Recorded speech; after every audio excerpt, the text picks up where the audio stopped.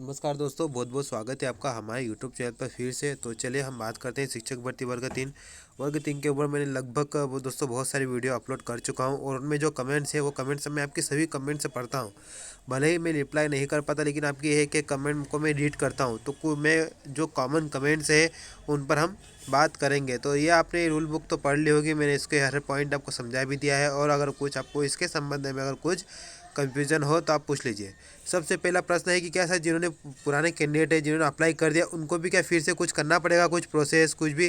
तो नहीं दोस्तों, उनको कुछ नहीं करना है। ओके, क्योंकि यहाँ पर क्लियर लिखा हुआ है कि प्राथमिक शिक्षक पात्रता परीक्षा 2020 हेतु पूर्व माह में जनवरी फरवरी 2020 में आवेदित अभ्यर्थियों को पुनः आवेदन भरने की आवश्यकता नहीं है।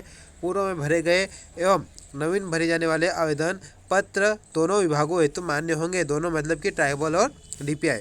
तो पुराने आवेदकों को भरने की कोई जरूरत नहीं है। ओके, दूसरा क्वेश्चन क्या था दोस्तों? दूसरा क्वेश्चन ये था, क्या सर हमने पिछली बार फॉर्म भरा था तो हमसे गलती हो गई थी। बहुत सारे कैंडिडेट है जिसने, जैसे मेरे पास एक क्वेश्चन आया था, एक कमेंट आई थी कि सर हमने कैटेगरी गलत चेंज लगा दी है। ओके, शायद वो कुछ SC ST से थे, शायद उन्होंने कुछ और कैटेगरी कर दिए। तो वो कैटेगरी क्या हम संशोधन कर सकते हैं? तो कुल मिलाकर एक कमेंट, ये कमेंट है, इसके अलग अलग प्रश्न पूछे गए थे। तो सिंपल सी बात है, क्या सर पुराने कैंडिडेट अपने फॉर्म को संशोधन कर सकते हैं? फॉर्म में पुराने कैंडिडेट में क्या बता रहा हूँ, पुराने कैंडिडेट फॉर्म में संशोधन कर सकते हैं। देखिए दोस्तों, इसको लेकर यहाँ पर ऐसा कुछ लिखा हुआ नहीं है, लेकिन जब संशोधन की लिंक ओपन होगी ना, आप अपना आवेदन नंबर डालोगे तो आपका फॉर्म भी ओपन हो जाएगा, तो आप भी संशोधन कर देना। ओके, जैसे कि यहाँ पर देखिए, यहाँ पर बताया गया है कि संशोधन की तारीख, ओके, संशोधन की तारीख भी 14/12 से ही शुरू हो रही है और 2 जनवरी तक रहेगी। तो आप ओपन करना, आपका फॉर्म भी ओपन हो जाएगा और वहाँ पर संशोधन आप कर देना। और जो भी उनका पेमेंट है संशोधन का, वो संशोधन का पेमेंट उनको 70 रुपये है, कुछ भी है, वो पे करके आप अपनी जो कैटेगरी है, या फिर कुछ कैंडिडेट ऐसे हैं जिन्होंने भाषा गलत चेंज करना चाहते हैं, हिंदी से इंग्लिश का, सॉरी, इंग्लिश से संस्कृत करना चाहते हैं या संस्कृत से इंग्लिश करना चाहते हैं, तो दोस्तों वो भी कर सकते हैं। संशोधन में ये ऑप्शन भी उनको मिल जाएगा। तो उनके लिए भी एक यहाँ पर रास्ता मिल जाएगा। ओके, 14 तारीख से वो कर लें। तो जो भी संशोधन करना चाहते हैं किसी भी प्रकार का फॉर्म में, अभी आप अलग अलग कमेंट मत करना कि सर मेरी कैटेगरी, कि मेरा भाषा, कि मेरा नाम, कि मैं, ओके, तो ये आप कमेंट मत करना। नाम तो आपका प्रोफाइल से लेगा, वो सिंपल सी बात है, लेकिन कुछ चीज़ें होती है जो संशोधित हो जाती है, वो हो ही जाएगी। ओके, अगला प्रश्न था कि सर प्रथम वर्ष वाले या फिर रनिंग वाले क्या अप्लाई कर सकते हैं? तो उसको लेकर इसमें क्या लिखा गया है वो भी आप देख लीजिए। उसको लेकर दोस्तों यहाँ पर आप देख लीजिए और मैं आपको बता दूंगा कि आप प्रथम वर्ष वाले इसमें अप्लाई कर सकते हैं या नहीं। ओके, तो यहाँ पर प्रथम वर्ष वालों के लिए क्या कहा गया है वो भी आप देख लीजिए, ये रहा। ओके, तो प्राथमिक शिक्षक पात्रता परीक्षा में भाग लेने वाले आवेदक जो निर्धारित शैक्षणिक योग्यता अर्जित करने की परीक्षा के अंतिम वर्ष में प्रवेशरत है, वे पात्रता परीक्षा में बैठने हेतु मान्य होंगे। ओके, और ऐसे आवेदकों को उस तिथि की अंक सूची उपाधि धारित किया जाना अनिवार्य होगा जिस तिथि को उनके परीक्षण हेतु शैक्षणिक योग्यता के प्रमाण पत्र मांगे जाएंगे। तो मतलब यहाँ पर दोस्तों अंतिम वर्ष वाले तो आवेदन कर ही पाएंगे, लेकिन क्या फर्स्ट ईयर वाले आवेदन कर पाएंगे?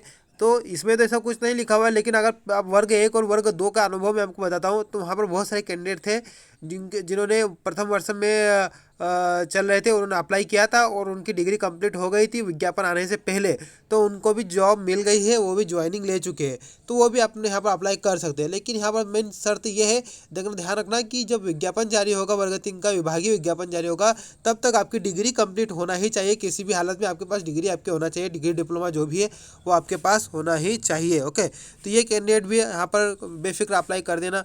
अब दूसरी बात है दोस्तों, क्या अदर स्टेट वाले अप्लाई कर सकते हैं? ये अदर स्टेट वाले पूछ रहे हैं। तो दोस्तों ऐसा MP में कोई रूल ही नहीं है कि अदर स्टेट वाले अप्लाई नहीं कर सकते, बेफिक्र अप्लाई कर सकते हैं, उनको UR में काउंट किया जाएगा। सिंपल सी बात है।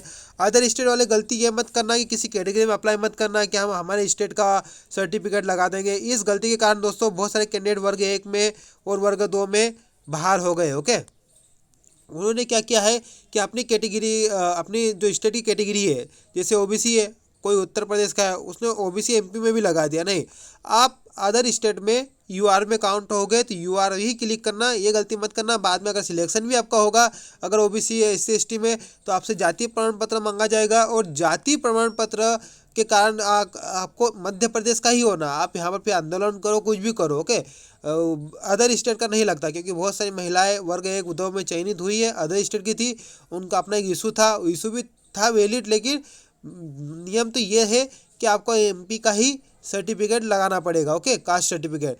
तो उनको बाहर कर दिया, उन्होंने शिक्षा मंत्री से मुलाकात की लेकिन कुछ नहीं हुआ। ओके, क्योंकि ये रूल है कि आप अदर स्टेट के हैं तो आपको यूआर में ही काउंट किया जाएगा, या तो फिर आपके पास मध्य प्रदेश का जाति प्रमाण पत्र होना ही चाहिए किसी भी हालत में। तो ये अदर स्टेट वाली ये गलती मत करना। फॉर्म भरने में कोई गलती मत करना दोस्तों। कैटेगरी की जो नए आवेदक है, मैं नवीन आवेदक की अगर मैं बात करूँ, अगर आप कैटेगरी में गलती कर रहे हो तो आप बाहर हो जाओगे। आपका उस कैटेगरी में सिलेक्शन होगा तो उसी कैटेगरी का जाति प्रमाण पत्र आपके पास होना। ओके, इस बात को थोड़ा ध्यान रखें और सोच समझ कर फॉर्म भरें।